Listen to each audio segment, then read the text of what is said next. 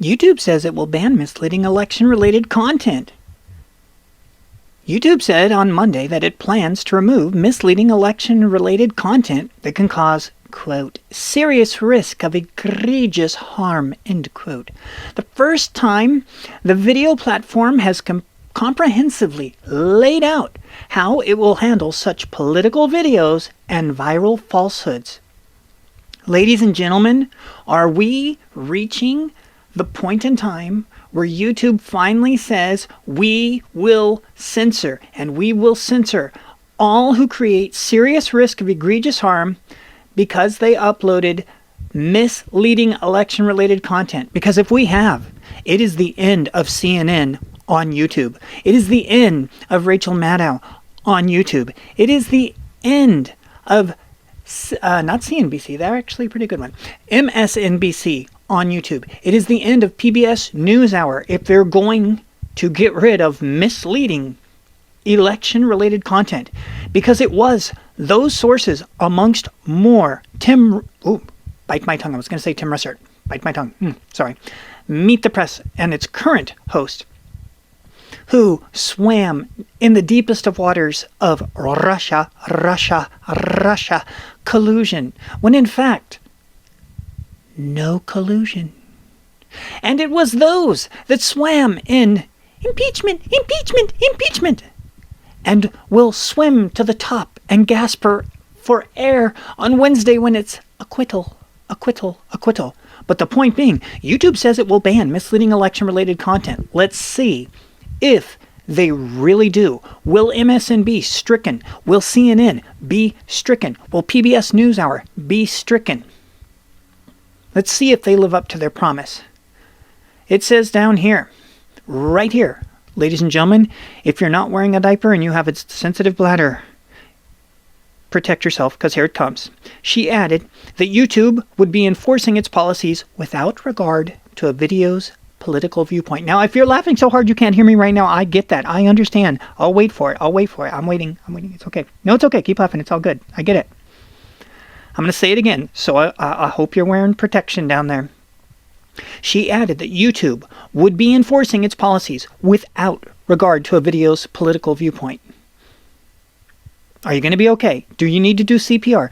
It's 911 if it's a medical emergency. The move is the latest attempt by tech companies to grapple with online disinformation. Finally, MSNBC and CNN will be held accountable. Except, what about those of us who believe in the First Amendment? And if you want to say ridiculous stuff, say ridiculous stuff. Because you know what? We'll call you out for saying ridiculous stuff. Because as the saying goes, the cure for bad speech is more free speech. Apparently, YouTube doesn't want to buy into that. In its blog post Monday, YouTube said it would ban videos that give users the wrong voting date. Okay, that's just funny. Or those that spread false information about participating in the census. It jumped. I don't know where it went. It jumped. I don't know where it went. Sorry. The challenge there, it definitely jumped. I don't know where. It doesn't matter. Let's see if it's true. Let's see if they ban all those sites. You know, the thing about the wrong election date. If you're a fan of the Constitution is excessively clear when voting day is. And it does say voting day. And it does not say voting week, voting month, voting months, which now occurs in the United States of America. A lot of our electoral problems are created by not having an election day. This country likes to brag about its freedom, its democracy, its republic.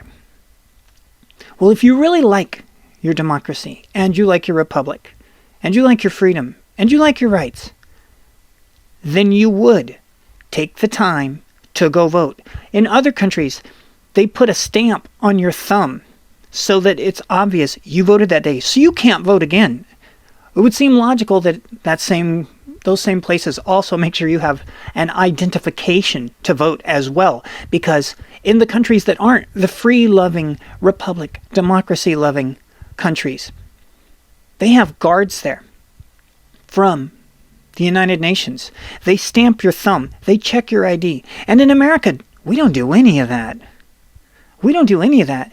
And with that thing with the Iowa caucuses, do you really think that the Iowa caucuses is new? Did you miss the 2018 election where Florida went for days and days, and Orange County and California went for days and days? And oh my gosh, at the end of days and days in Orange County, all of a sudden, all the people that had won on election night that were Republicans, suddenly now they were all losers. Now you try that in Virginia, or was it West Virginia? I always get those mixed up.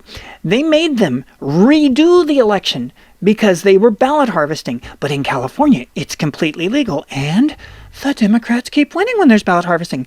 And if you look at Iowa, Bernie was clearly going to win that one. Oh, no, he's not.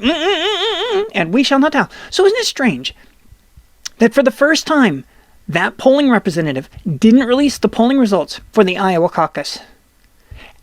And then the very next day, hoot, by golly, neither did the caucuses release the information. That debacle's not new. Democrats, go back to Florida with Al Gore. We're going to keep counting until we win. We're going to keep counting until we win. And that's what they did in California. And apparently, it's looking like that might be occurring in Iowa as well. It's just a possibility, people. Let's see if YouTube actually gets rid of its misleading election-related content. Is it misleading election content to say that you can vote for 3 months before the election, 1 month before the election, 3 weeks before the election? How is it an election if it's 3 weeks before and you're voting? How is that an election? No. Voting day. Voting day. Not voting month, not voting week. Thank you for watching. If you enjoy this content and you want more, please share the video then so that I can have more people coming along and share it with them. And we'll just be one big old happy family. Thanks again for watching. Do appreciate it. And for all those new subscribers, wow, thank you. Didn't see that coming. Appreciate it.